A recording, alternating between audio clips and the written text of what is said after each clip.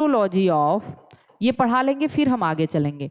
Histology of GI tract. GI tract का मतलब gastro intestinal tract, और ये बहुत बहुत बहुत इंपॉर्टेंट चीज़ है।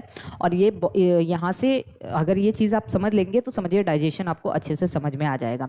हिस्टोलॉजी में क्या है इसको समझिए। हिस्टोलॉजी का मतलब कितने तरीके की लेयरिंग होती है, यहाँ पे कितने तरीके के टिश्यूज़ होते हैं, क्या क्या होता है।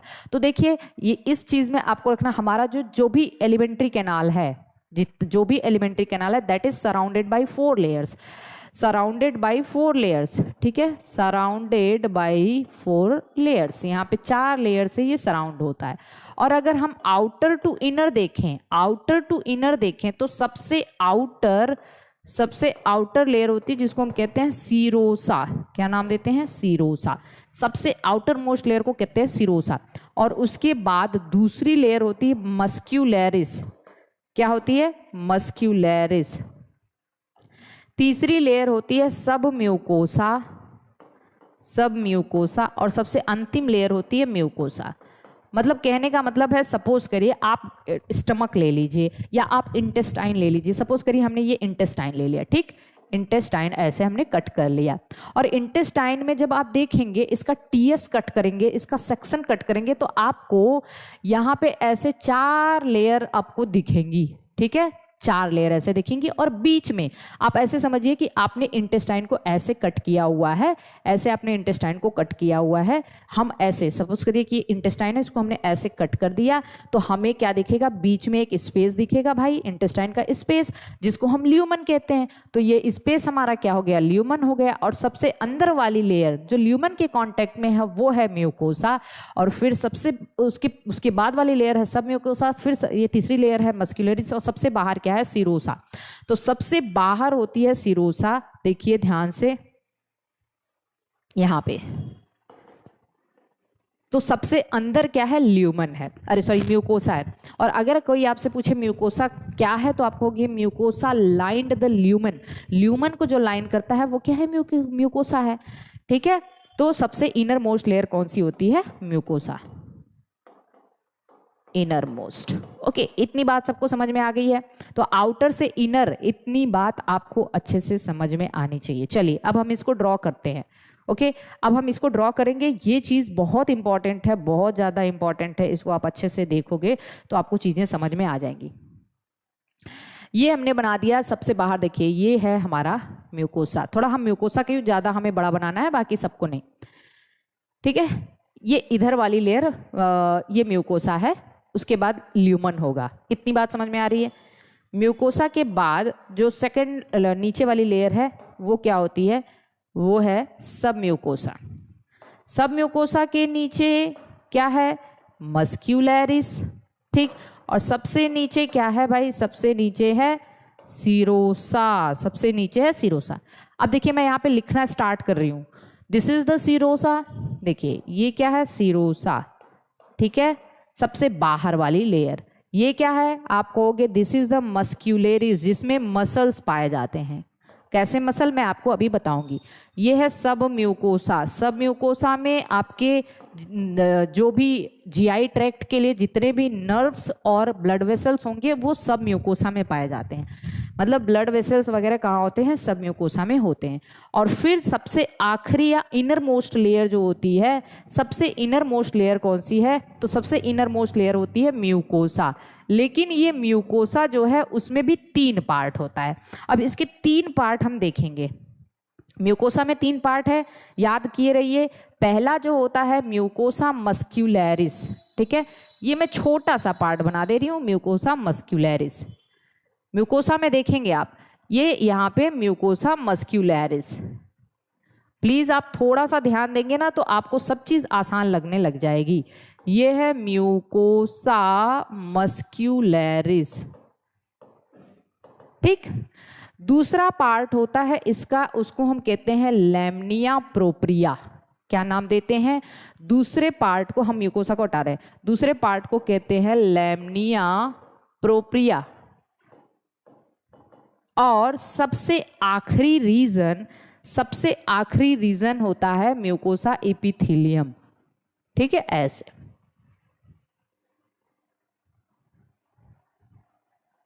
Epithelial mucosa. सबसे आखिरी लेयर होती है एपिथेलियल म्यूकोसा, और ये तीनों लेयर म्यूकोसा की है। इतनी बात आपको याद होनी चाहिए। ये 3 लेयर, इतनी चीजें समझ रहे हो आप। मैंने क्या किया है, मैंने कुछ नहीं किया है, मैंने एक जीआई ट्रैक्ट लिया है। ये सब चीज आपको ईसोफेगस से लेके इंटेस्टाइन तक दिखेगा। ईसोफेगस से लेके इंटेस्टाइन तक ये चीजें आपको दिखेंगी, 4 लेयर दिखेंगी। अब मैं इसको डिवाइड करने वाली हूं। देखिए ये रीजन मैं ऐसे बना दे रही हूं। सपोज करिए कि यहां तक मैं ईसोफेगस का पार्ट बना दे रही हूं, तो आप यहां पे लिख लीजिए ईसोफेगस। हम देखेंगे कि और अलग अलग चीजें कहाँ कहाँ कैसे कैसे हैं। ईसोफेगस के बाद ये पोर्शन में सपोज करिए कि ये पोर्शन में स्टमक का बना दे रही हूँ, ये पोर्शन में बना दे रही हूँ स्टमक। हम देखेंगे स्टमक में इन सारी लेयर्स में क्या क्या होता है, ठीक है। उसके बाद ये वाला पूरा पोर्शन, ये वाला पूरा पोर्शन हम लोग बना देंगे स्मॉल इंटेस्टाइन तक, बस देखेंगे, ठीक है। स्मॉल इंटेस्टाइन में ये चीज हम देखेंगे डिओडेनम का। किसका? डिओडेनम। स्मॉल इंटेस्टाइन में डिओडेनम है, और ये पोर्शन हम जेजुनम एंड इलियम का देखेंगे। जेजुनम एंड इलियम का, अरे जेजुनम और इलियम का। अब मैं आपको सबसे अच्छी बात जो बताने वाली हूं उसको ध्यान से समझिएगा। जो सिरोसा होता है, सिरोसा सबसे आउटर मोस्ट लेयर है, ये एब्सेंट होता है ईसोफेगस में। एब्सेंट इन ईसोफेगस, ये पहले नोट कर लीजिएगा। तो ईसोफेगस में सिरोसा नहीं होता, बहुत इंपॉर्टेंट चीज है, इसको पहले आप नोट करिए, ठीक। देखिए सेकेंड चीज क्या है, दूसरी लेयर जो मस्कुलरिस होती है, यहाँ पे मसल्स प्रेजेंट होती हैं। कौन सी मसल? तो बाहर की तरफ यहाँ पे मसल्स प्रेजेंट होती हैं, ये बात याद रखिएगा। कौन सी मसल? बाहर की तरफ लॉन्गिट्यूडिनल मसल। कैसी मसल? पूरे इंटेस्टाइन में या पूरी जगह यहाँ पे क्या प्रेजेंट होता है? मसल। और बाहर की तरफ लॉन्गिट्यूडिनल मसल लेयर, ठीक, लॉन्गिट्यूडिनल मसल लेयर। और अंदर की तरफ इसमें होता है सर्कुलर मसल लेयर। नोट कर लीजिए।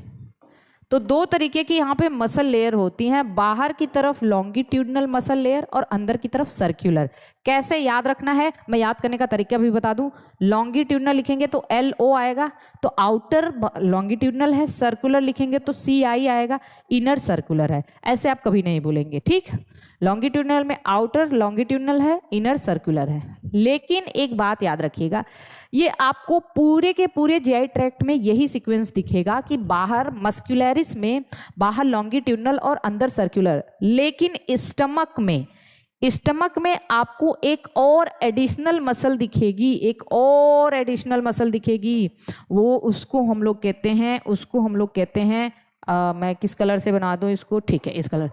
उसको हम लोग कहते हैं ऑब्लिक मसल लेयर। क्या कहते हैं? Oblique muscle layer. बहुत इंपॉर्टेंट है, देखिए ये क्वेश्चन आ सकता है। स्टमक में एक और मसल लेयर हमने एडिशनल, केवल स्टमक पोर्शन में बनाया मैंने, बाकी सब जगह ईसोफेगस में भी बाहर लॉन्गिट्यूडिनल अंदर सर्कुलर, सब में बाहर लॉन्ग, लेकिन स्टमक में आपको एक एडिशनल मसल लेयर देखने को मिल रहा है। इसको हम लोग ने नाम क्या दे दिया? Oblique muscle layer. लिख लीजिए, ऑब्लिक मसल लेयर। केवल कहाँ होगा भाई? स्टमक में होगा। इतनी बात सबको समझ में आ गई है? देख लीजिए, देखते रहिए, कोई दिक्कत है?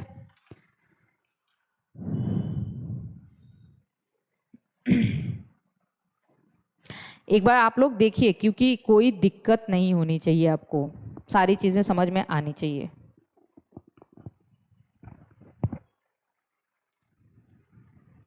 अब देखिए, इतनी बात आ गई सबको समझ में। अब आगे चलें हम। ये वाला जो थर्ड लेयर है जिसको सब म्यूकोसा कहते हैं, ये सब म्यूकोसा वाला लेयर है, ये मस्कुलरिस वाला है, ये सिरोसा वाला है। सब म्यूकोसा में मैं लिख दे रही हूं कि यहाँ पे क्या होता है। यहाँ पे ब्लड वेसल्स होती हैं, ठीक है, यहीं पे ब्लड वेसल्स होती हैं, और प्लस क्या होता है यहाँ पे नर्व्स वगैरह होती हैं, कैपिलरीज होती हैं, इस रीजन में होती हैं, ताकि म्यूकोसा से सारी चीजें एब्जॉर्ब करके इसी सब म्यूकोसा में आ जाता है। ठीक है, इतनी बात सबको समझ में आ गई। अब हम आगे आते हैं, सबसे इंपॉर्टेंट लेयर हमारा है म्यूकोसा। म्यूकोसा में 3 है, म्यूकोसा मस्क्यूलरिस, लैमिनिया प्रोप्रिया और एपिथेलियल म्यूकोसा। अब देखिए एक बहुत इंपॉर्टेंट बात जो मैं बता रही हूँ, जितनी भी ग्लैंड्स होती हैं, चाहे आप उसको कहिए गैस्ट्रिक ग्लैंड, चाहे कहिए इंटेस्टाइनल ग्लैंड, जितनी भी तरीके की ग्लैंड हैं, वो किसके मॉडिफिकेशंस होते हैं, वो यही एपिथेलियल म्यूकोसा से निकले होते हैं। किससे?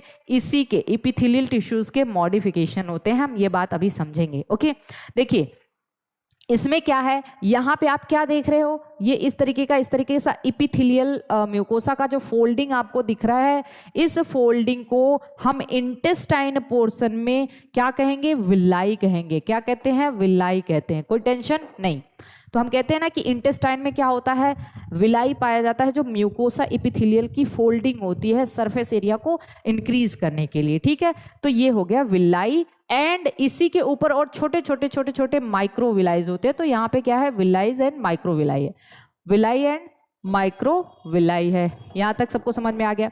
लेकिन ऐसे ही ये विलाई और माइक्रो विलाई तो बड़े होते हैं, लेकिन स्टमक रीजन में आप देखोगे तो स्टमक रीजन में आपको ये पोर्शन थोड़ा कम दिख रहा है, और स्टमक रीजन में इसको हम लोग कहते हैं र्यूजी। क्या नाम देते हैं? रगी या र्यूजी।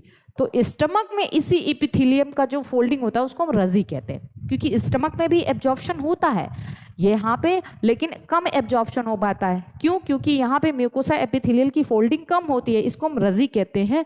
और यहाँ पे पूरे के पूरे इंटेस्टाइन में ये ज़्यादा होता है, और सबसे ज़्यादा तो जेजुनम और इलियम में होता है। इसको हम क्या कहते हैं? मिलाई कहते हैं। अब देखिए ध्यान से समझिएगा, ये जो सेल्स हैं, ये जो एपिथेलियल सेल्स हैं, यहाँ से जितनी भी ग्लैंड्स हैं, जितनी भी ग्लैंड है, जैसे आपने कभी गोबलेट सेल्स नाम सुना होगा, तो स्टमक में यहाँ पे कुछ ऐसी ग्लैंड होती हैं, इसको हम लोग कहते हैं गोबलेट सेल्स। क्या कहते हैं? जल्दी लिख लीजिए, गोबलेट सेल्स। तो स्टमक में एपिथेलियल टिश्यू के मॉडिफिकेशन, क्योंकि हमने कहा था, कभी भी आप लोगों को मैं जब टिश्यू पढ़ाऊंगी तो मैं बताऊंगी कि जो ग्लैंड्स होते हैं वो एपिथेलियल सेल्स के ही मॉडिफिकेशन होते हैं। किसके? एपिथेलियल टिश्यू के मॉडिफिकेशंस होते हैं ग्लैंड। तो स्टमक में गोबलेट ग्लैंड पाया जाता है। ठीक है, उसके बाद देखिए एक बहुत इंपॉर्टेंट, और जितनी भी ग्लैंड होती है वो लैमिनिया प्रोप्रिया में होती है। किस में होती है? लैमिनिया प्रोप्रिया में होती हैं। ओके, इसके बाद आप ध्यान दीजिएगा कि स्टमक के बाद अगर हम बात करें डिओडेनम में आते हैं, तो डिओडेनम में सबसे इंपॉर्टेंट है, याद रखिए, एक बहुत इंपॉर्टेंट ग्लैंड होती है जिसको हम कहते हैं ब्रूनर्स ग्लैंड। क्या नाम देते हैं? Brunner's gland. लेकिन ये Brunner gland, this is the only gland जो कि सब म्यूकोजल ग्लैंड होती है। ये म्यूकोसा में ना रह के किस में आ जाती है? सब म्यूकोसल ग्लैंड। तो इस ग्लैंड को क्या नाम देते हैं? Brunner's gland. अरे वाह, समझ में आ रहा है आप लोगों को? तो अगर कोई आपसे पूछे बताइए ब्रूनर ग्लैंड कहाँ पाया जाता है, तो आप कहोगे ब्रूनर ग्लैंड इंटेस्टाइन में पाया जाता है, वो भी डिओडेनम में।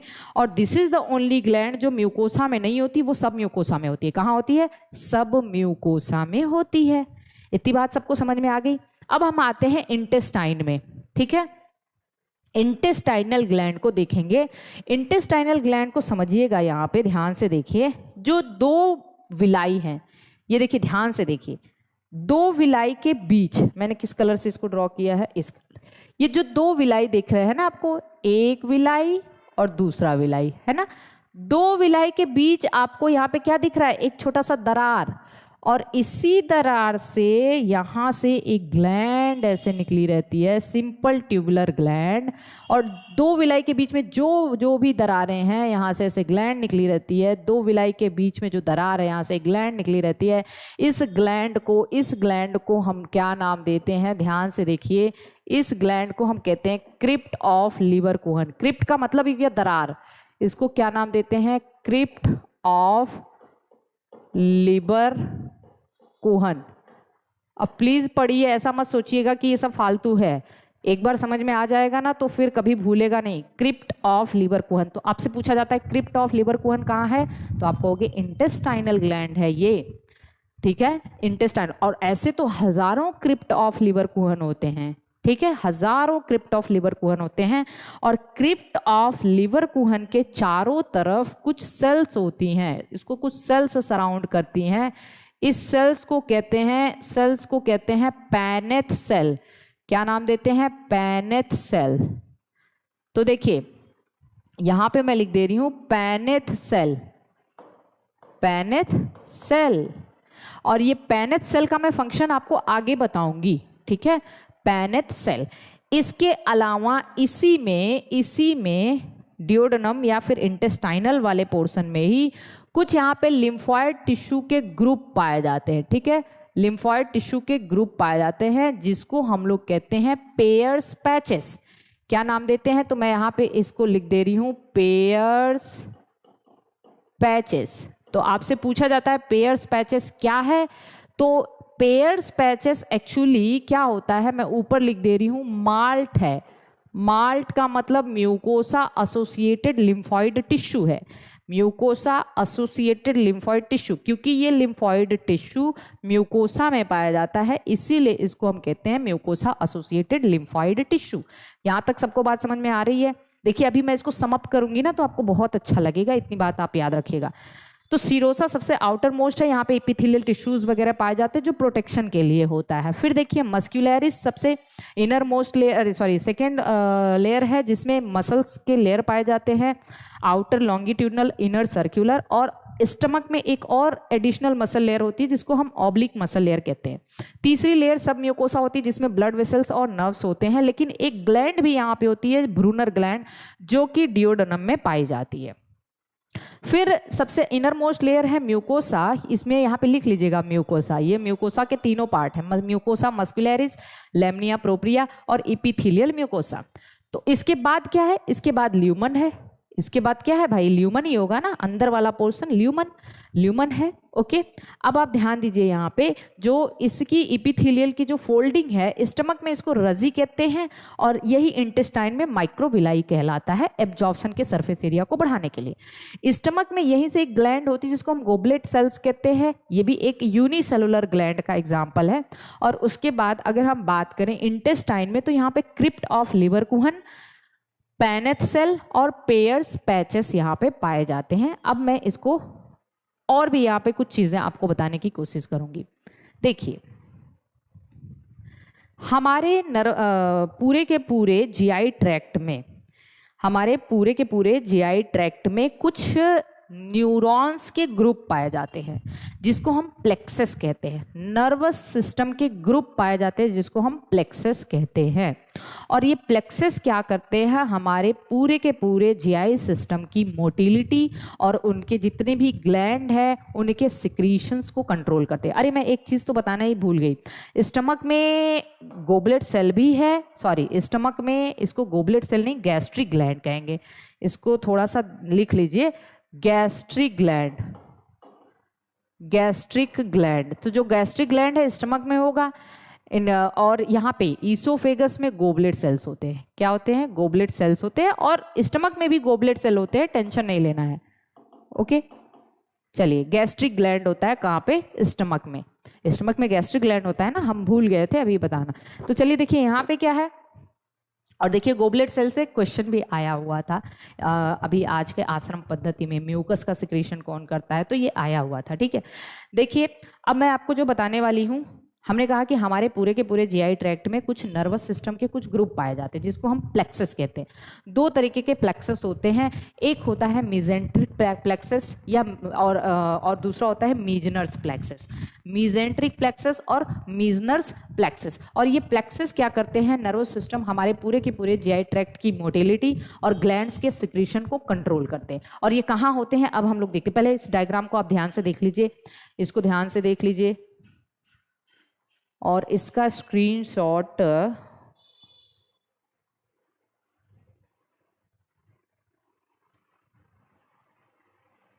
कहाँ गया ये, तो सॉरी यार कहाँ चला गया ये। हाँ देखिए इसका स्क्रीनशॉट मैंने ले लिया, हो सकता है हम आपको सेंड कर देंगे। ओके, वैसे एक बार आप लोग देख लीजिए।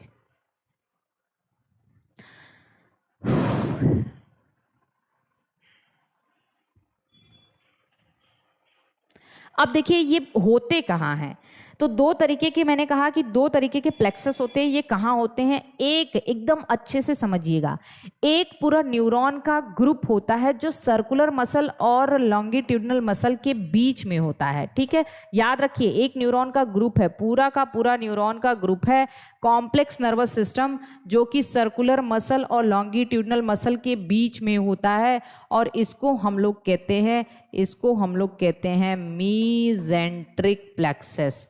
क्या नाम दे दिया? मीजेंट्रिक प्लेक्सस। पहले देख लीजिए, पूछा जाता है और ये पूछा भी गया है आपके GIC एग्जाम में, ये पूछा भी गया है मीजेंट्रिक प्लेक्सस कहाँ पाया जाता है। तो देखिए मीजेंट्रिक प्लेक्सस कहाँ है, आप भूलेंगे तो नहीं ना?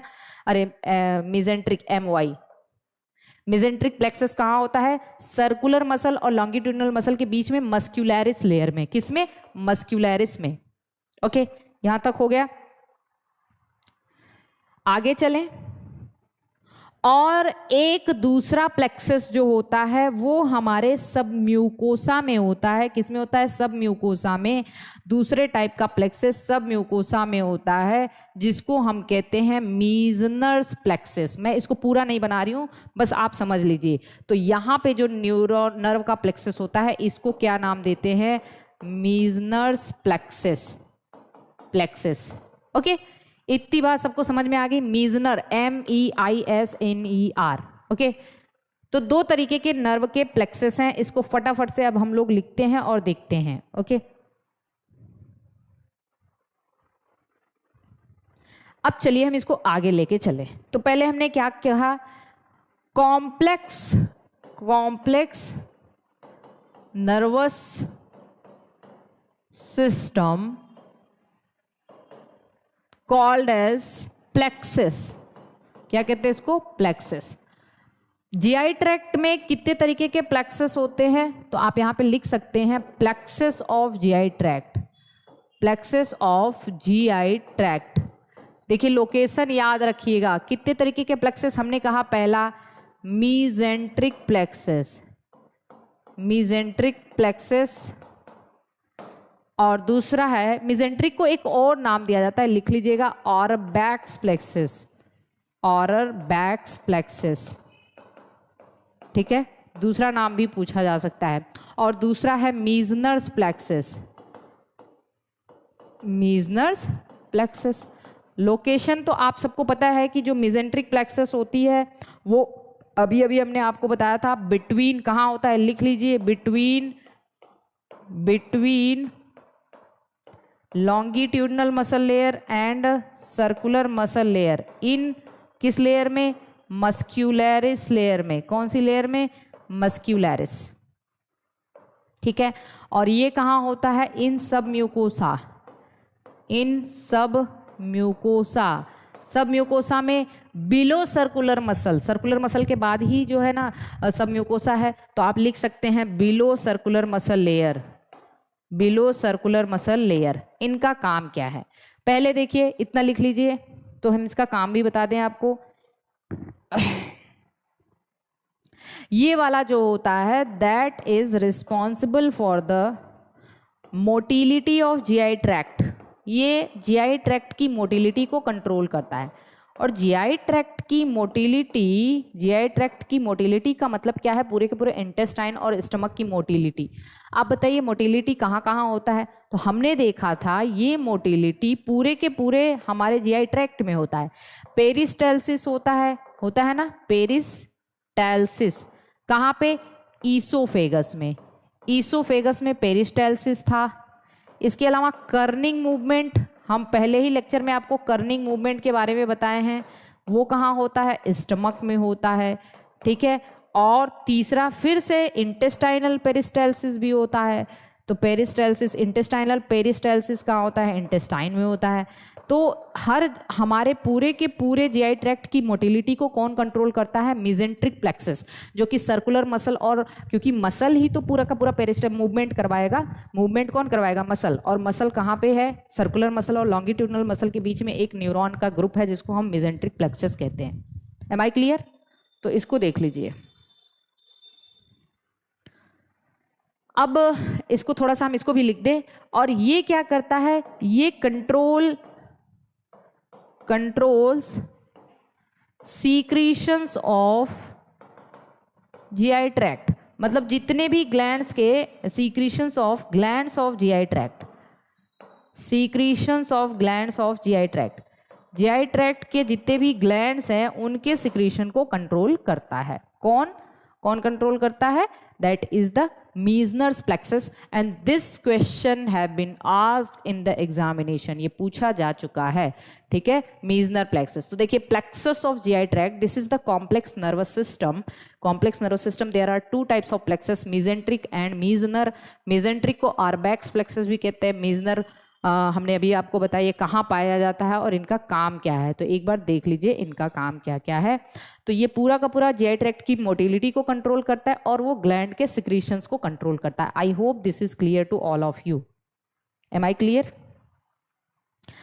अब देखिए ध्यान से समझिए, अभी जितनी चीज़ें हमने देखी हैं वो इस डायग्राम वाला, ये वाला जो डायग्राम मैंने अभी बनाया है, ये डायग्राम आप समझिए एकदम लाइफ सेविंग डायग्राम है। अगर इस डायग्राम को आप यहाँ से समझ लेते हैं तो आपको ग्लैंड से समझ में आ जाएगा, आपको सारा का सारा एक स्ट्रक्चर आपको समझ में आ जाएगा कि हमारे पूरे के पूरे जीआई ट्रैक्ट का स्ट्रक्चर क्या होता है, कितनी लेयर होती हैं, आउटर टू इनर क्या होता है और उसमें ग्लैंड्स कैसे कैसे होती हैं। इसको अब हम डिटेल कब पढ़ेंगे? जब हम लोग पूरा का पूरा एक एक सेक्शन करेंगे ना, तो वहाँ पे मैं इन सब चीज़ों के बारे में डिटेल में बताऊँगी। आइए हम अब आगे चलते हैं। हम लोग फेरिंग्स पढ़ लिए थे, अब हम फेरिंग्स के बाद अगला टॉपिक पढ़ेंगे दैट इज द ईसोफेगस। क्योंकि देखिए हम माउथ से पढ़ते हुए आ रहे हैं। माउथ में हमने क्या क्या पढ़ा था? ओरल कैविटी के बारे में, जिसमें पैलेट के बारे में, टीथ, टंग, और फिर बाद में हमने सेलिवरी ग्लैंड के बारे में भी पढ़ा था। फिर उसके बाद हमने फेरिंग्स के बारे में पढ़ा। फेरिंग्स पढ़ने के बाद हमने ये पूरी चीज़ पढ़ी। अब हम क्या पढ़ेंगे? अब हम पढ़ेंगे ईसोफेगस। तो next topic is the oesophagus. चलिए इसको ध्यान से देखिए।